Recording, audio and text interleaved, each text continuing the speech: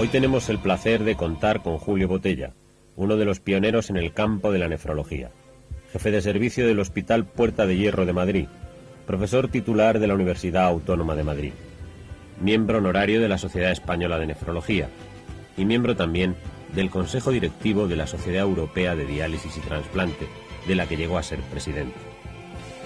Me gustaría hacerle una pregunta muy directa, y es que, bueno, no solamente es usted reconocido como uno de los pioneros en el campo de la nefrología, y además ha tenido una gran contribución en el campo de la diálisis. Usted fue, como antes mencionábamos, presidente de la ETA. ¿Qué representó para usted y para la nefrología española en general que uno de sus miembros llegara a ser presidente de la ETA? Bueno, para mí fue muy importante por muchas cosas. Quizá la más banal es que es, pues, vanitas vanitatis. O sea, todo el mundo sabe que llegar a ser presidente no quiere decir ser el que más sabe ni el más importante, pero al menos quiere decir que uno no es un desconocido. Si es uno el presidente en Europa, pues quiere decir que algo lo conocen en Europa, y eso es una tontería, pero yo creo que todos eso nos llena un poco el corazón, ¿no? Todos necesitamos que nos digan que somos guapos. Luego, ya hablando más en serio, realmente yo aprendí muchísimo. O sea, entre unas cosas y otras estuve 12 años en el consejo de la DTA. Eso quiere decir que durante 12 años he conocido, pues, prácticamente a todos los nefrólogos importantes de esos 12 años en Europa, pues desde Londres a Polonia, naturalmente pasando por Alemania, por Francia, por Italia. He aprendido muchísimo porque he colaborado en la organización de 12 congresos europeos, por lo tanto he visto, pues había años en que nos teníamos que leer a lo mejor 200 o 300 trabajos de los más punteros que se estaban haciendo en Europa. Y no solo los leía, sino que oía la opinión de todos los demás, o sea que realmente yo aprendí muchísimo. Y luego fue muy divertido. Fue muy divertido porque me conocí toda Europa, conocí gente interesantísima y fue muy divertido. Eso en cuanto a mí. En cuanto a lo otro que ha dicho de qué pudo representar para los españoles, para los nefrólogos españoles, bueno, yo creo que la nefrología española en este momento tiene una consideración y un prestigio muy grande, ¿no? Y que eso se debe a, pues, que los nefrólogos estudian mucho, trabajan mucho y son muy valiosos, ¿no? Pero cuando yo empecé a ir por la EDTA, pues éramos 3 o 4 nefrólogos los que íbamos. Yo me acuerdo que organizando un congreso, una vez una persona que yo estimo mucho y que me parecía, y me parece, que es un hombre inteligente, yo había conseguido que 2 españoles fuesen ponentes en el congreso. Y él me dice: Julio, ¿no crees que es un poco demasiado 2 españoles? Entonces, en aquellos años, no ahora, en aquellos años, pues realmente, pues no se consideraba con todo el valor que tenía.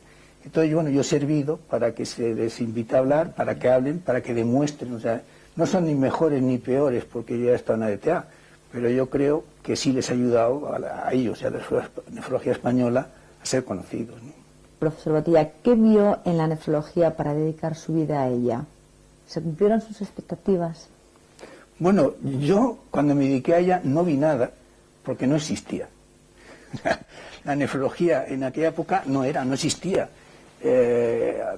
La primera vez que surge la palabra nefrología de manera impresa es en el año 60, y yo empecé a dedicarme en el año 58, una cosa así. Y el 60 llevé estado yo en París haciendo nefrología, ¿no? Que no se llamaba nefrología, se llamaba regulación humoral, trastornos electrolíticos, fracaso renal, pero no existía todavía el concepto de nefrología.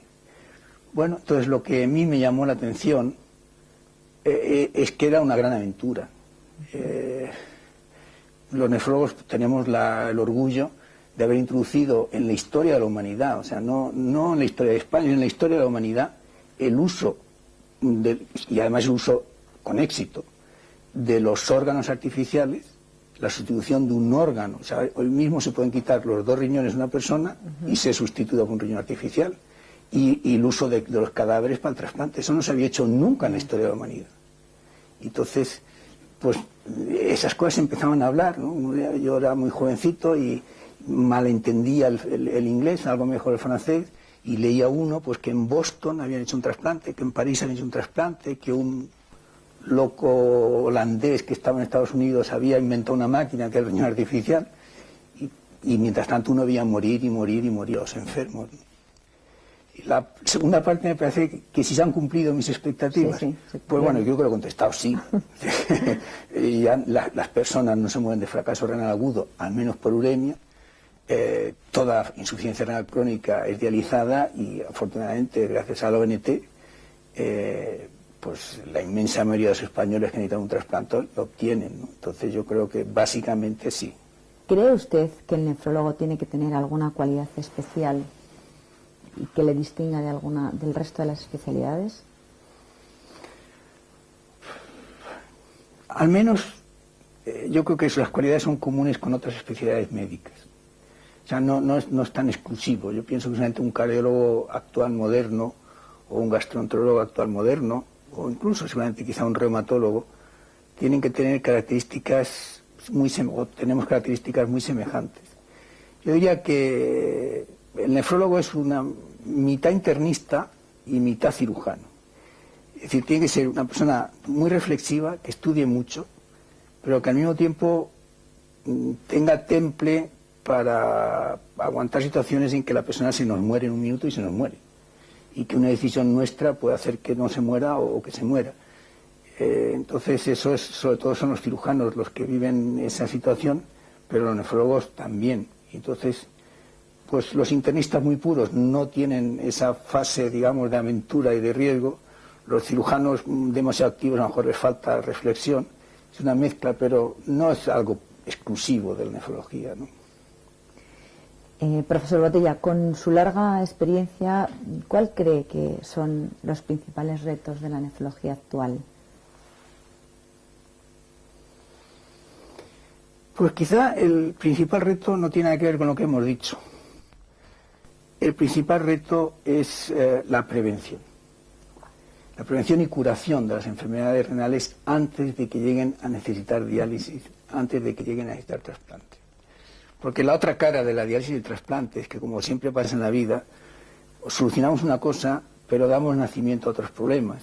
Entonces la hemodiálisis está dando lugar a una serie de problemas, como es la amiloidosis secundaria, como es la arteriosclerosis precoz, como es la impotencia sexual. Son cosas que todavía no hemos resuelto y que habrá que resolver, y que es muy importante, pero es mucho más importante que no se llegue a la diálisis. El trasplante es lo mismo, trasplantamos y trasplantamos con mucho éxito, pero damos drogas que producen tendencia a las infecciones, que producen una serie de problemas que todos los nefrólogos conocemos. Y lo ideal es no llegar a esa situación. O sea, el gran reto sería la prevención. Lo que pasa es que quizá la prevención no surja de la nefrología, sino de las ciencias básicas y de otras partes de la medicina, o incluso no de la medicina, sino de la química, de la física, de la biología. A lo largo de sus años en ejercicio, ¿guarda en él un recuerdo de algún paciente en especial? Hay muchísimos. Muchísimos, ¿no? Sí, que yo me acuerdo muy bien de los enfermos, aunque haga muchos años, ¿no?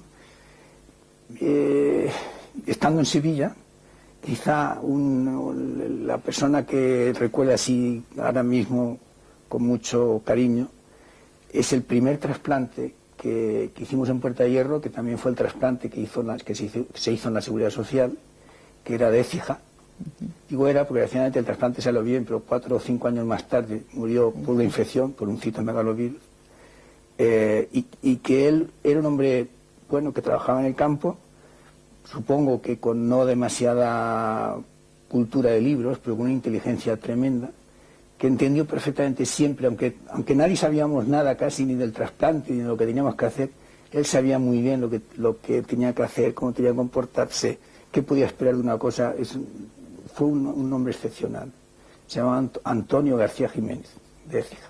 Y por último le quería preguntar, ¿qué personaje o qué innovación cree usted que más ha contribuido al desarrollo de la nefrología?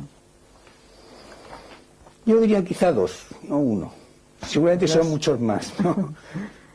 Pero, o sea, ¿se acuerda que dije yo antes que estaba en París en el año 59? Pues ese maestro, que es Hamburger, que ya murió, yo creo que es la persona que realmente hizo de comadrona de la nefrología. Fue el que al menos en Europa y luego en España, la escuela francesa, la escuela suya, tuvo una trascendencia, y yo creo que peregrinamos allí para aprender, y yo estuve con él un año, y yo creo que es trascendental. Y el otro personaje, la otra persona que vive todavía, ya es mayor, pero vive, es Kolff. Kolff es el que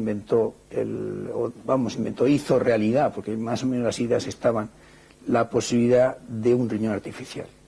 Entonces, es una historia también muy bonita y muy curiosa, porque Kolff es holandés, estaba en un campo de prisioneros en Holanda con los nazis, y a pesar de todo, más o menos fue desarrollando aquello.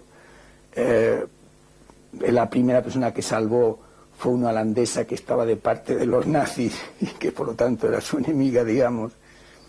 Cuando terminó la guerra nadie le hacía maldito el caso.